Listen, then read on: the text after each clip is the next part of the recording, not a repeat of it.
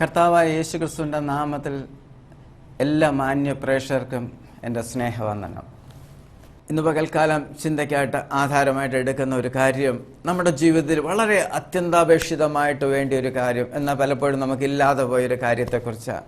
ഒന്നാമത്തെ വിഷയം, നമുക്ക് ക്ഷമിപ്പാനായിട്ട് കഴിയുന്നില്ല, നമുക്ക് സഹിപ്പാനായിട്ട് കഴിയുന്നില്ല, നമുക്ക് പൊറുക്കുവാനായിട്ട് കഴിയുന്നില്ല. അതുകൊണ്ട് എന്താ സംഭവിക്കുന്നത്? ഈ കാലഘട്ടത്തിലെ ഏറ്റവും പ്രധാനപ്പെട്ട വിഷയം, അനേക കുടുംബ ജീവിതങ്ങളിൽ, അനേക സഭകളിൽ, അനേക ജോലി സ്ഥലങ്ങളിൽ ഉണ്ടാകുന്ന ഒരു 99% വിഷയങ്ങളുടെ കാതലായ ഭാഗം എന്ന് പറയുന്നത് ക്ഷമിക്കുവാൻ കഴിയാത്തത് കൊണ്ടാണ്. എത്രയോ കുടുംബ ജീവിതങ്ങൾ വിവാഹം കഴിഞ്ഞിട്ട് 3-4 മാസം കഴിയുമ്പോൾ തന്നെ വിവാഹബന്ധം വേർപെടുത്തുവാനായിട്ട് കോടതികളിലേക്ക് പോകുമ്പോൾ, എത്രയോ സ്ഥലങ്ങളിൽ ഒരു ജോലിക്ക് കയറി ഒരു 3 മാസം 4 മാസം കഴിഞ്ഞ് എനിക്കത് വേണ്ട എന്ന് പറഞ്ഞുകൊണ്ട് അതിനെ ഉപേക്ഷിച്ചിട്ട് പോകാൻ തീരുമാനിക്കുമ്പോൾ, എത്രയോ മേഖലകളിൽ ഇത് ചെയ്യുമ്പോൾ എന്തുകൊണ്ടാണ്? എന്നെ കേൾക്കുന്ന പ്രിയമുള്ളവരെ, എന്തുകൊണ്ട് എൻ്റെ ജീവിതത്തിൽ ഇങ്ങനെ സംഭവിക്കും? നമ്മൾ ചിന്തിക്കണം. ദൈവത്തിൻ്റെ വചനം നമ്മുടെ മുന്നിലുണ്ട്. അതുകൊണ്ട് ദൈവത്തിൻ്റെ വചനം എടുത്ത് നമ്മൾ മുന്നോട്ട് പോകാൻ ആഗ്രഹം. നമുക്ക് ദൈവവചനവുമായിട്ട് മുന്നോട്ട് പോകാനായിട്ട് കർത്താവിൽ നമുക്ക് ശരണപ്പെടാം.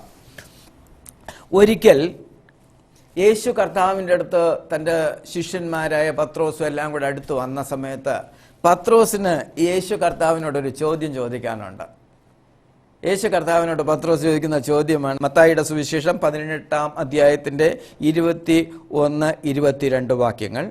അപ്പോൾ പത്രോസ് അവന്റെ അടുക്കൽ വന്നു, കർത്താവേ, സഹോദരൻ എത്ര വട്ടം എന്നോട് പിഴച്ചാൽ ഞാൻ ക്ഷമിക്കണം? 7 വട്ടം മതിയോ എന്ന് ചോദിച്ചു. യേശു അവനോട്, 7 വട്ടമല്ല, 70 വട്ടം എന്ന് ഞാൻ നിന്നോട് പറയുന്നു എന്ന് പറഞ്ഞു. ഇവിടെ പറയുന്നത്, പത്രോസിന് ഒറ്റ ചോദ്യമുള്ളൂ, കർത്താവേ, സഹോദരൻ എന്നോട് പിഴച്ചാൽ ഞാൻ എത്ര വട്ടം ക്ഷമിക്കണം? 7 വട്ടം മതിയോ? പൊന്നു തമ്പുരാനെ പറയാനുള്ള മറുപടി ഇതാണ്, 7 വട്ടമല്ല, 70 വട്ടം ക്ഷമിക്കണം. ആ 70 വട്ടം എന്ന് പറയുന്നതിൻ്റെ അർത്ഥം ശരിക്കും പിൽക്കാലങ്ങളിൽ മനസ്സിലാക്കാൻ കർത്താവ് കാണിച്ചതും, അവസാനത്തോളം നീ ക്ഷമിച്ചുകൊണ്ടേയിരിക്കണം. നിന്റെ സഹോദരനോട് നീ ക്ഷമിച്ചുകൊണ്ട്, എത്രത്തോളം സഹോദരൻ നിനക്ക് ബുദ്ധിമുട്ടിച്ചാലും നിന്നോട് പിഴച്ചാലും ഈ സഹോദരനോട് നീ ക്ഷമിച്ചുകൊണ്ടിരിക്കണം. എന്നെ കേൾക്കുന്ന പ്രിയമുള്ളവരെ, ഇന്ന് പകൽക്കാലം നിങ്ങളുടെ ജീവിതത്തിനൊരു വിടുതൽ വേണമെങ്കിൽ, നിങ്ങളുടെ ജീവിതത്തിനൊരു സമാധാനം, സന്തോഷം ലഭിക്കണം, ആരോടെങ്കിലും ഏതെങ്കിലും ഒരു വിഷയമുണ്ടെങ്കിൽ ഇന്ന് പകൽക്കാലം ഈ തിരുവചനം കേൾക്കുമ്പോൾ യേശു കർത്താവിൻ്റെ ആ വാക്ക് ശ്രദ്ധിച്ചുകൊണ്ട് മനഃപൂർവമായിട്ട് ക്ഷമിക്കുവാനുള്ളൊരു മനസ്സ്, നിങ്ങളിത് കേട്ടുകൊണ്ടിരിക്കുമ്പോൾ തന്നെ നിങ്ങളുടെ ഉള്ളത്തിൽ, നിങ്ങളുടെ അകത്തുനിന്ന് ആരൊക്കെയോ നിങ്ങളെ വേദനിപ്പിച്ച് കാണും, ആരൊക്കെയോ നിങ്ങളെ മുറിവേൽപ്പിച്ച് കാണും, ആരൊക്കെയോ നിങ്ങളെ പഴി പറഞ്ഞ് നിന്ദിച്ച് പരിഹസിച്ച് കാണും, നിങ്ങളെ ഒത്തിരി ഉപദ്രവിച്ച് കാണും. അവരോടൊക്കെ നമുക്ക് ക്ഷമ കൊടുക്കുവാൻ, അവരോട് പൊറുത്ത് അവരെ ക്ഷമ കൊടുത്ത് അവരെ അങ്ങ് വിട്ടേര്. കാരണം ദൈവം പറയുന്നു, പ്രതികാരം എനിക്കുള്ളത്, നിങ്ങൾ പ്രതികാരം ചെയ്യല്ല, പ്രതികാരം യഹോവയ്ക്കുള്ളതാണ്. അപ്പോൾ പ്രതികാരം ചെയ്യുന്ന യഹോവ പ്രതികാരം ചെയ്തോളൂ. അതുകൊണ്ട് നമ്മൾ പ്രതികാരത്തിന് പോകരുത്. നമ്മൾ എന്ത് ചെയ്യണം? ക്ഷമ കൊടുത്താട്ടെ. ഇന്ന് പകൽക്കാലം ക്ഷമിക്കുവാനുള്ളൊരു മനസ്സ് ദൈവം നമുക്ക് തരുമാട്ടെ. താഴോട്ടുള്ള ഭാഗങ്ങൾ നമ്മൾ പഠിക്കുമ്പോൾ, സ്വർഗരാജ്യം തൻ്റെ ദാസന്മാരുമായി കണക്കു തീർപ്പാൻ ഭാവിക്കുന്ന ഒരു രാജാവിനോട് സദൃശ്യം. അവൻ കണക്ക് നോക്കി തുടങ്ങിയപ്പോൾ 10,000 താലന്ത് കടംപെട്ട ഒരുത്തനെ അവൻ്റെ അടുക്കൽ കൊണ്ടുവന്നു. അവൻ്റെ യജമാനൻ അവനെയും ഭാര്യയെയും മക്കളെയും അവനുള്ളൊക്കെയും വിറ്റ് കടം തീർക്കാനായിട്ട് കൽപ്പിച്ചു.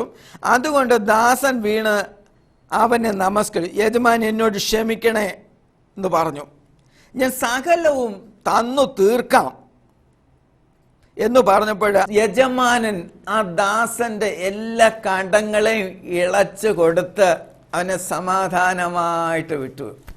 വളരെ സന്തോഷത്തോടു കൂടിയാ ഈ ദാസൻ കടന്ന്. എന്നാൽ ഈ ദാസൻ എന്തു ചെയ്തു നമുക്ക് നോക്കാം. ആ ദാസൻ പോകുമ്പോൾ തനിക്ക് 100 വെള്ളിക്കാശ് കടംപെട്ട ഒരു കൂട്ടുദാസനെ കണ്ട് തൊണ്ടയ്ക്ക് പിടിച്ചു ഞെക്കി. അവൻ്റെ തൊണ്ടയ്ക്ക് പിടിച്ച് ഞെക്കിയിട്ട് പറയുക, നിന്റെ കടം തീർക്ക എന്ന് പറഞ്ഞു. അവൻ്റെ കൂട്ടുദാസൻ, എന്നോട് ക്ഷമ തോന്നണമേ, ഞാൻ തന്നു തീർക്കാമെന്ന് അവനോട് അപേക്ഷിച്ചു. എന്നാൽ അവൻ മനസ്സില്ലാതെ ഉടനെ ചെന്ന് കടം വീട്ടുവോളം അവനെ തടവിൽ ആക്കി വെച്ചു. ഈ സംഭവിച്ച അവന്റെ കൂട്ടുദാസനെ കണ്ടിട്ട് വളരെ ദുഃഖിച്ചിട്ട് എന്ത് ചെയ്തു? അവർ ചെന്ന് സംഭവിച്ചതൊക്കെ യജമാനെ ബോധിപ്പിച്ചു. യജമാനെ വിളിച്ചു, ദുഷ്ടദാസനെ, നീ എന്നോട് അപേക്ഷിക്കാൻ ഞാൻ കടം ഒക്കെ ഇളച്ചു എന്നുള്ളത്. എനിക്ക് നിന്നോട് കരുണ തോന്നിയതുപോലെ നിനക്കും കൂട്ടുദാസനോട് കരുണ തോന്നേണ്ടതല്ലയോ എന്ന് പറഞ്ഞു. അങ്ങനെ യജമാനൻ കോപിച്ച് അവൻ കടമൊക്കെയും തീർക്കുവോളം അവനെ ദണ്ഡിപ്പിക്കുന്നവരുടെ കയ്യിൽ ഏൽപ്പിച്ചു. അപ്പൊ എന്നെ കേൾക്കുന്ന പ്രിയമുള്ളവരെ, തന് 10,000 താലന്ത് കൊടുക്കുവാനുണ്ടായിരുന്നപ്പോൾ അവന് ഇളച്ചു കൊടുത്തപ്പോൾ ഒരു 100 വെള്ളിക്കാശ് കൊടുക്കുവാനുള്ളവന് ഇളച്ചു കൊടുക്കാൻ മനസ്സില്ല. എന്നെ കേൾക്കുന്ന പ്രിയമുള്ള, നമ്മുടെ ജീവിതത്തിൽ തിരിഞ്ഞു നോക്കുമ്പോൾ എത്രയോ വലിയ കടങ്ങളെ, എത്രയോ വലിയ പാപങ്ങളെ, എത്രയോ വലിയ അതിക്രമങ്ങളെ സ്വർഗത്തിലെ പൊന്നുതരമ നമ്മളോട് ക്ഷമിച്ചു തന്നതാ. എന്നാൽ ഒരു കുഞ്ഞു കാര്യം വരുമ്പോൾ നമുക്കൊരു കൂട്ടുദാസനോട്, ഒരു കൂട്ടു സഹോദരനോട് നമുക്ക് ക്ഷമിപ്പാനായിട്ട് കഴിയുന്നില്ല. അവിടെ വന്നിട്ട് യേശു കർത്താവ് ഇങ്ങനെ പറയുന്നു, നിങ്ങൾ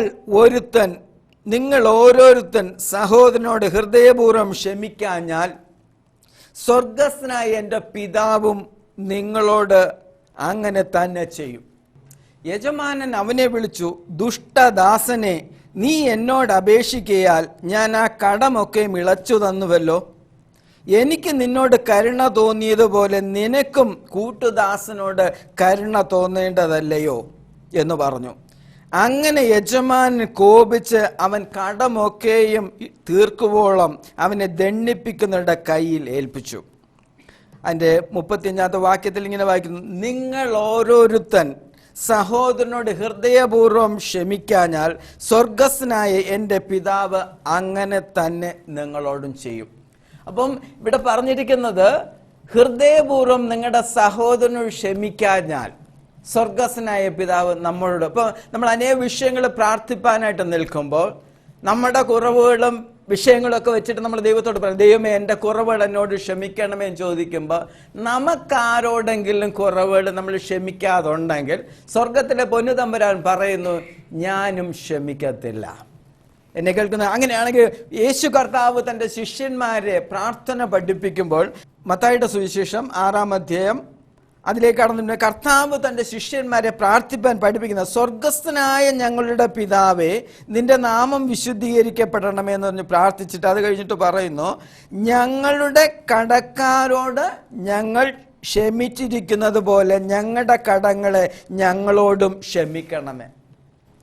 ഞങ്ങൾക്ക് ആരെങ്കിലും കടപ്പെട്ടിരിക്കുന്നുവെങ്കിൽ അവരോട് ഞങ്ങൾ ക്ഷമിക്കുന്നത് പോലെ ഞങ്ങളുടെ കടങ്ങളും ഞങ്ങളോട് ക്ഷമിക്കണമെന്ന് കർത്താവ് തൻ്റെ ശിഷ്യന്മാരെ പ്രാർത്ഥിപ്പാനായിട്ട് പഠിപ്പിക്കുക. അത് കഴിഞ്ഞിട്ട് കർത്താവ് അതിങ്ങനെ അതിൻ്റെ 14-ഉം 15-ഉം ബാക്കി ഒന്ന് വായിച്ചോട്ടെ. നിങ്ങൾ മനുഷ്യരോട് അവരുടെ പിഴകളെ ക്ഷമിച്ചാൽ സ്വർഗസ്ഥനായ നിങ്ങളുടെ പിതാവ് നിങ്ങളോടും ക്ഷമിക്കും. നിങ്ങൾ മനുഷ്യരോട് പിഴകളെ ക്ഷമിക്കാഞ്ഞാലോ നിങ്ങളുടെ പിതാവ് നിങ്ങളുടെ പിഴകളെയും ക്ഷമിക്കയില്ല. ഇന്ന് പകൽക്കാലം ശ്രദ്ധിക്കണം, എൻ്റെയും നിങ്ങളുടെയും പ്രാർത്ഥനയ്ക്ക് സ്വർഗത്തിലെ പൊന്നു തമ്പുരാൻ മറുപടി തരണമെന്നുണ്ടെങ്കിൽ, വാസ്തുവിന് എന്നെ കേൾക്കുന്ന പ്രിയമുള്ളവരെ, നമ്മൾ മറ്റുള്ളവരുടെ പിഴവുകളെ ക്ഷമിക്കാതെ, മറ്റുള്ളവർക്ക് ഇളച്ചു കൊടുക്കാതെ, മറ്റുള്ളവരുടെ വിഷയത്തിൽ നിരപ്പ് പ്രാപിക്കാതെ നാം പ്രാർത്ഥിച്ച നമ്മുടെ പ്രാർത്ഥനയ്ക്ക് ദൈവം മറുപടി തരത്തില്ല. അതുകൊണ്ടാണ് പറഞ്ഞത്, നിന്റെ യാഗം കഴിക്കാൻ വരുമ്പോൾ നിന്റെ സഹോദരനോട് നിന്നോട് എന്തെങ്കിലും ഉണ്ടെന്ന് തോന്നി നീ യാഗപീഠത്തിൻ്റെ അവിടെ വെച്ചിട്ട് നീ ആദ്യം ചെന്ന് നിന്റെ സഹോദരനോട് നിരപ്പ് പ്രാപിച്ചിട്ട് വരണം.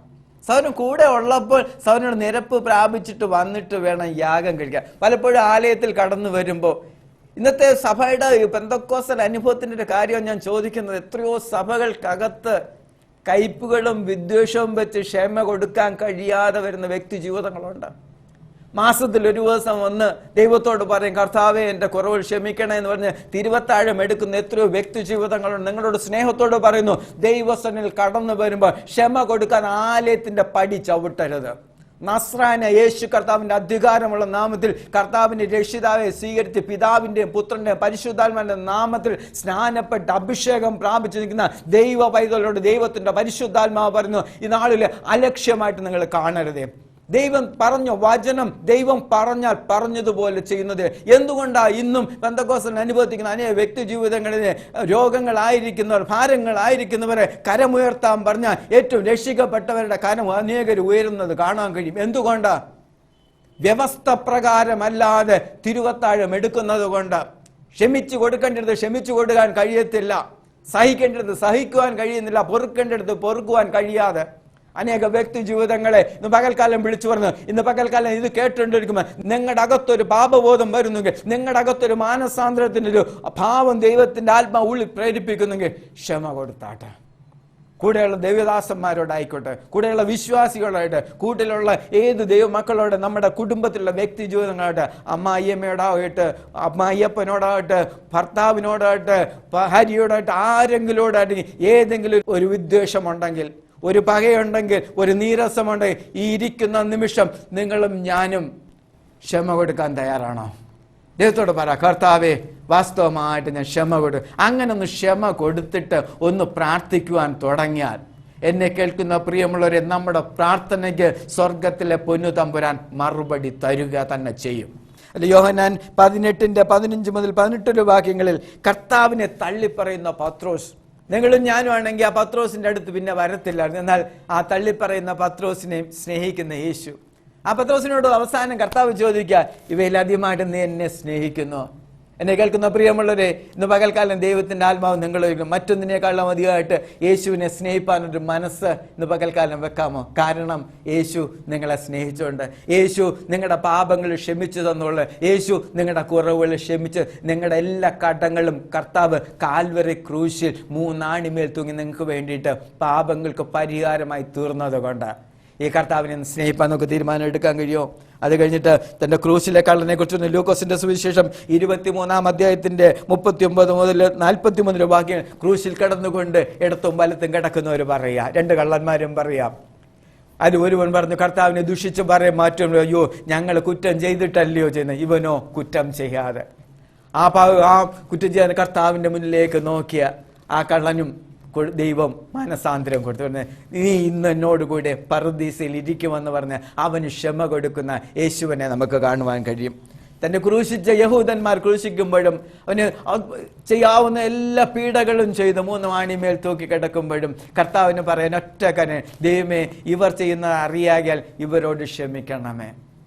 ക്ഷമ കൊടുക്കുന്ന ഒരു യേശു, നമ്മുടെ പാപങ്ങൾക്ക് പരിഹാരം കാൽവരി ക്രൂശിൽ തകർക്കപ്പെട്ട യേശുവിൻ്റെ ആ ക്ഷമയിലേക്ക്, ആ ക്ഷമിച്ച യേശുവിനെ ഇന്ന് പകൽക്കാലം ഞാനും നിങ്ങളും ഒരുപോലെ സേവിക്കുകയും ആരാധിക്കുകയും ചെയ്യുന്ന കാര്യം മറന്നുപോലെ. അങ്ങനെ ആ കർത്താവ് നമ്മുടെ അങ്ങനെ ക്ഷമ നമുക്ക് കിട്ടിയെങ്കിൽ, ക്ഷമ ലഭിച്ച നിങ്ങളും ഞാനും എന്തു ചെയ്യണം? ക്ഷമിക്കുവാൻ ബാധ്യസ്ഥരാ. ലഭിച്ച നിങ്ങളും ഞാനും ക്ഷമിക്കുവാൻ ബാധ്യസ്ഥരാ. ഇത് കഴിഞ്ഞ് മുന്നോട്ട് പോകുമ്പോൾ പലപ്പോഴും നമ്മുടെ ജീവിതത്തിൽ ഈ ക്ഷമ കൊടുക്കുവാൻ നമുക്ക് പറ്റാതിരിക്കുന്നതിൻ്റെ കാരണങ്ങളെ ഒരല്പം നമുക്കൊന്ന് ചിന്തിക്കാം. അത് ശരിക്കും മനസ്സിലാണെങ്കിൽ ഗലാത്യർക്കെഴുതിയ ലേഖനം 5-ാം അധ്യായത്തിന്റെ 22-ാമത്തെ വാക്യം ഒന്ന് വായിക്കാമോ? ആത്മാവിന്റെ ഫലമോ സ്നേഹം, സന്തോഷം, സമാധാനം, ദീർഘക്ഷമ, ദയ, പരോപകാരം, വിശ്വസ്തത, സൗമ്യത, ഇന്ദ്രിയജയം. ഈ ആത്മാവിന്റെ 9 ഫലങ്ങളെ കുറിച്ച് പറയുമ്പോഴും ഈ 9 ഫലങ്ങൾക്കകത്ത് ഒരു കാര്യം പറഞ്ഞ, അതവിടെ പറഞ്ഞ ദീർഘക്ഷമ. അപ്പൊ ഇതെല്ലാം ആത്മാവിൽ ലഭിക്കണമെങ്കിൽ യേശു കർത്താവ് നമ്മുടെ അകത്തു വരാതെ, ദൈവത്തിന്റെ ആത്മാവ് നമ്മുടെ അകത്തു വരാതെ നമുക്ക് വേണ്ടതുപോലെ ക്ഷമിപ്പാനായിട്ട്, നമ്മൾ മറ്റൊരു ക്ഷമിക്കണമെങ്കിൽ നാം ആദ്യം ക്ഷമിക്കപ്പെടണം. യേശു കർത്താവിനെ നമ്മുടെ പാപങ്ങളും കുറ്റങ്ങളും ഏറ്റുപറഞ്ഞ് നമ്മൾ ക്ഷമിക്കപ്പെട്ടവനായി തീർന്നാൽ മാത്രമേ നമുക്ക് മറ്റുള്ളവരെ ക്ഷമിക്കാൻ, ആ ക്ഷമയുടെ അളവ് വരുമ്പോൾ, അത് കഴിഞ്ഞിട്ട് പുതിയ നിയമലേഖനത്തിലേക്കൊക്കെ വരുമ്പോൾ പറയുന്നത് ദീർഘക്ഷമയിലേക്ക്. 1 കൊരിന്ത്യർക്കെഴുതിയ ലേഖനം 13-ാം അധ്യായത്തിന്റെ 4-ാം വാക്യത്തിൽ ഇങ്ങനെ വായിക്കുന്നു, സ്നേഹം ദീർഘമായി ക്ഷമിക്കുകയും ദയ കാണിക്കുകയും ചെയ്യുന്നു. ആ ലേഖനത്തിലൊക്കെ പറയുന്നു, സ്നേഹമില്ലാത്തത് കൊണ്ടാണ് പലപ്പോഴും നമുക്ക് ക്ഷമിപ്പാൻ കഴിയും. എൻ്റെ പ്രിയമുള്ളവരെ, എന്തുകൊണ്ടാണ് നമുക്ക് ക്ഷമിപ്പാൻ കഴിയാത്ത? നമ്മുടെ ഭാര്യയോട്, നമ്മുടെ ഭർത്താവിനോട്, നമ്മുടെ കുഞ്ഞുങ്ങളോട്, നമ്മുടെ സഭയിലുള്ളവരോട്, നമ്മുടെ കൂടെ വർക്ക് ചെയ്യുന്നവരോട് നമുക്ക് ക്ഷമിക്കാൻ കഴിയാത്തതിൻ്റെ പ്രധാന കാരണം അവരെ സ്നേഹിപ്പാൻ കഴിയാത്തതുകൊണ്ടാണ്. എന്നെ കേൾക്കുന്ന പ്രിയമുള്ളവരെ, അവരെ സ്നേഹിപ്പാനായിട്ടൊരു തീരുമാനം എടുക്കാമോ? മറ്റുള്ളവരെ സ്നേഹിപ്പാനൊരു തീരുമാനം എടുത്താൽ, ഇവിടെ പറയുന്നു സ്നേഹം ദീർഘമായി ക്ഷമിക്കുകയും ദയ കാണിക്കുകയും ചെയ്യുന്നു. കാരണം എന്തുകൊണ്ടാണ് ദൈവം ഇങ്ങനെ നമ്മളോട് ആവശ്യപ്പെടുന്നത്? എഫെസ്യർക്കെഴുതിയ ലേഖനം 4-ാം അധ്യായത്തിന്റെ 32-ാമത്തെ വാക്യങ്ങൾ വായിക്കാമോ? നിങ്ങൾ തമ്മിൽ ദയയും മനസ്സരിവുള്ളവരായി ദൈവം ക്രിസ്തുവിൽ നിങ്ങളോട് ക്ഷമിച്ചതുപോലെ അന്യോന്യം ക്ഷമിക്കും. ഇവിടെ പറയുന്ന ഒറ്റ കാര്യങ്ങൾ പൊന്നുതമ്പരാന്റെ പറയാനില്ല. ഞാൻ നിങ്ങളോട് ക്ഷമിച്ചതാ. ഞാൻ നിങ്ങളോട് ക്ഷമിച്ചത് കൊണ്ട് ഞാൻ ക്ഷമിച്ചതുപോലെ നിങ്ങളും എന്ത് ചെയ്യണം? അന്യോന്യം ക്ഷമിക്കണം. അത് കഴിഞ്ഞ് കൊലോസ്യർക്കെഴുതിയ ലേഖനം 3-ാം അധ്യായത്തിന്റെ 12-13 കൂടെ വായിക്കാമോ? അതുകൊണ്ട് ദൈവത്തിന്റെ വൃതന്മാരും വിശുദ്ധന്മാരും പ്രിയരുമായി മനസ്സലിവും ദയ, താഴ്മ, സൗമ്യത, ദീർഘക്ഷമ എന്നിവ ധരിച്ചുകൊണ്ട് അന്യോന്യം പൊറുക്കുകയും ഒരുവനോട് ഒരുവൻ വഴക്കുണ്ടായാൽ തമ്മിൽ ക്ഷമിക്കുകയും ചെയ്യുവിൻ.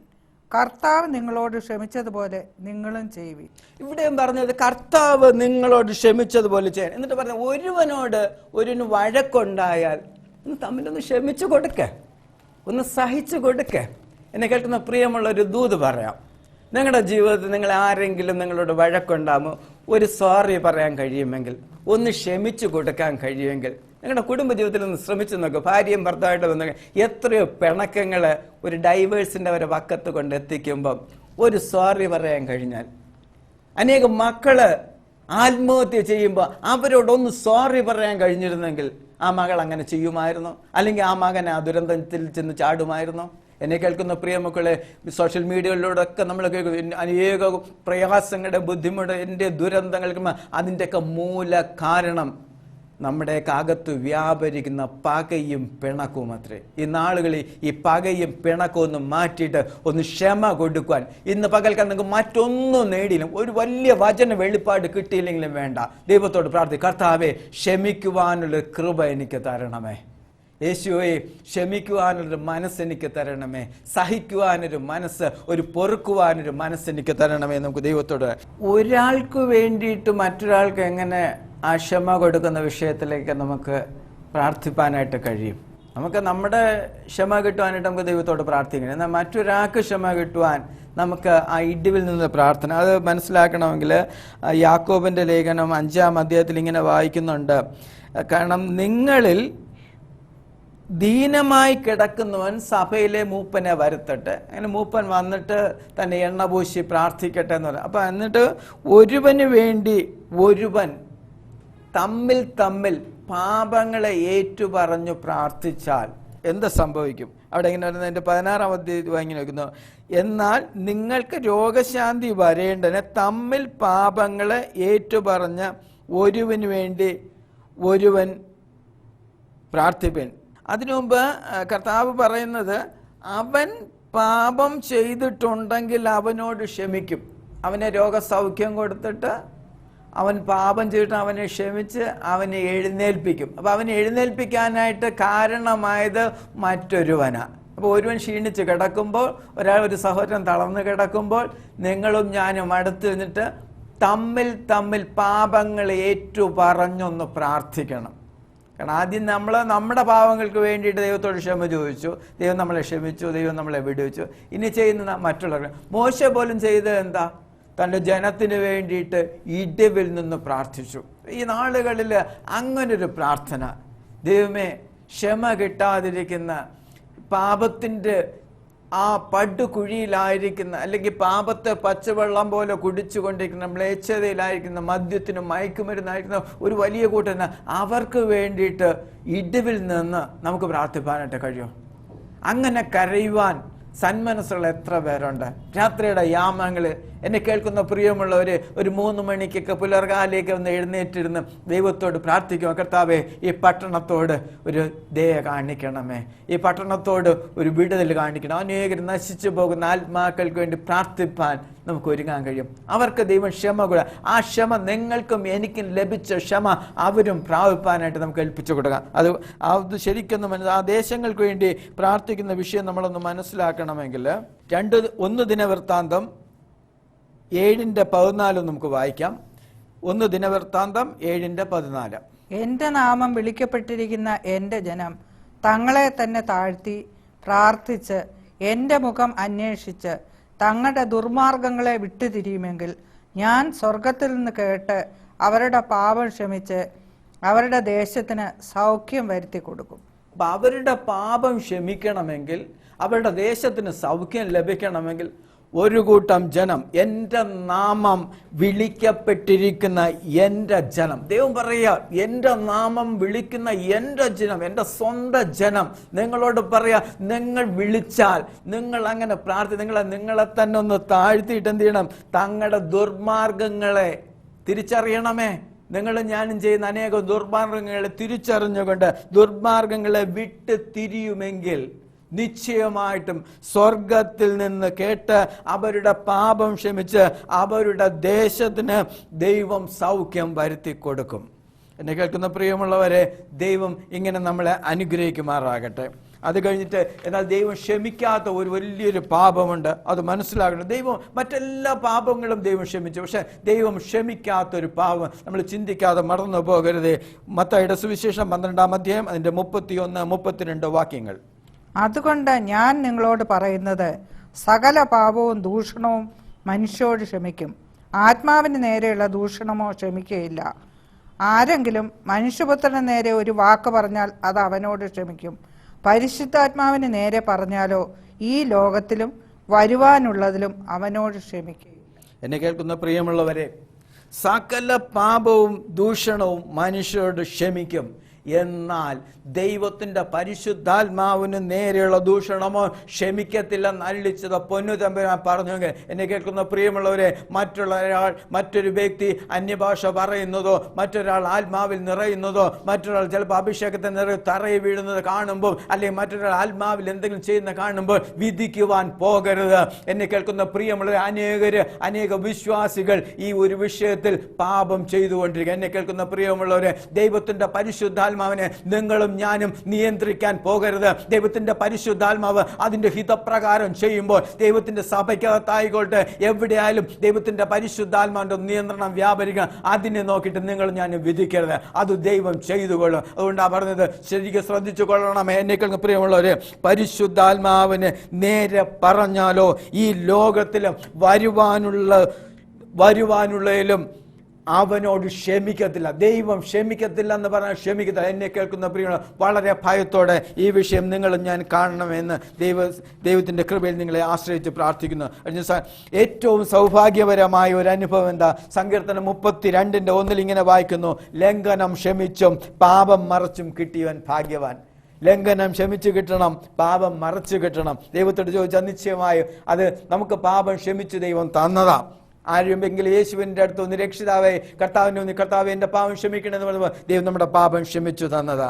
അത് ആ അനുഭവത്തിലേക്ക് കടന്നു വരണമെങ്കിൽ എന്താ കർത്താവ് വ്യക്തമായിട്ട് 1 യോഹന്നാൻ 1:9 ഇങ്ങനെ വായിക്കുന്നു, നമ്മുടെ പാപങ്ങളെ ഏറ്റുപറയുന്നെങ്കിൽ അവൻ നമ്മുടെ പാപങ്ങളെ ക്ഷമിച്ച് സകല അനീതിയും പോക്കി നമ്മെ ശുദ്ധീകരിപ്പാൻ തക്കവണ്ണം വിശ്വസ്തനും നീതിമാനുമാകുന്നു. ആമേൻ. കർത്താവ് നമ്മുടെ പാപങ്ങൾ ഏറ്റുപറയുന്നുവെങ്കിൽ, അങ്ങനെ ഏറ്റുപറഞ്ഞാൽ സകല അനീതിയും പോക്കി നമ്മെ ശുദ്ധീകരിപ്പാൻ തക്കവണ്ണം വിശ്വസ്തനും നീതിമാനും. ആ കർത്താവിന്റെ അടുത്തേക്കാണ് നിങ്ങൾ ഞാൻ കടന്നത്. ഇന്ന് പകൽക്കാലം ഏറ്റുപറയാൻ കഴിയുമോ? എൻ്റെ കർത്താവെ, അവിടുത്തെ രക്തത്താലും അവിടുത്തെ വചനത്താലും എന്നെ കഴുകി ശുദ്ധീകരിക്കും. യേശുവിന്റെ അടുത്തേക്ക് വാ. നിന്റെ ഏത് പാപമാണ്, നിന്റെ പാപം എത്ര രക്താംബരം പോലെ ചുമപ്പാണെങ്കിലും ഞാനത് ഹിമം പോലെ വെളുപ്പിക്കാമെന്ന് പറഞ്ഞ പൊന്നു തമ്പുരാൻ മുന്നിൽ നിൽക്കുന്നത് ഓർക്കണം. യേശു കർത്താവിന്റെ അടുത്ത്, കർത്താവെ എൻ്റെ പാപങ്ങൾ അന്വേഷിക്കും. ഏറ്റു പറയാൻ പഠിക്കുക. എന്നെ കേൾക്കുന്ന പ്രിയമുള്ളവരെ, ഏറ്റുപറ, കുറവുകൾ ഏറ്റുപറ. നിശ്ചയമായിട്ട് അവൻ നമ്മുടെ പാപങ്ങൾ ക്ഷമിക്കുക തന്നെ.